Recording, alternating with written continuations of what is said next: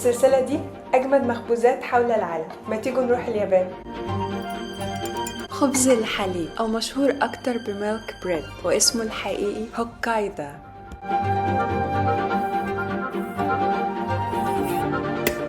انتشر هوكايدا في اليابان في العصر الحديث وبدأ يظهر بشكل ملحوظ في الكافيهات الآسيوية، ولأن الخبز ما كانش جزء من عاداتهم ولا تقاليدهم، فلما حبوا يدخلوه قرروا إنها تبقى وصفة مميزة وإضافة جديدة، طريقة مبتكرة عشان الخبز الخاص بيهم.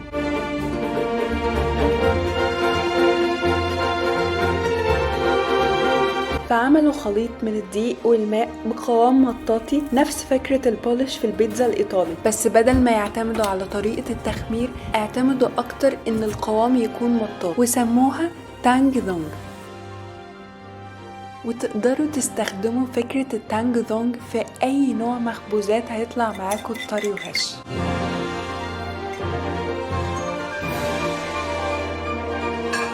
ما تنسوش تعملوا لايك وفولو، شوفوا الحلقات اللي فاتت واستنوني في حلقة جديدة.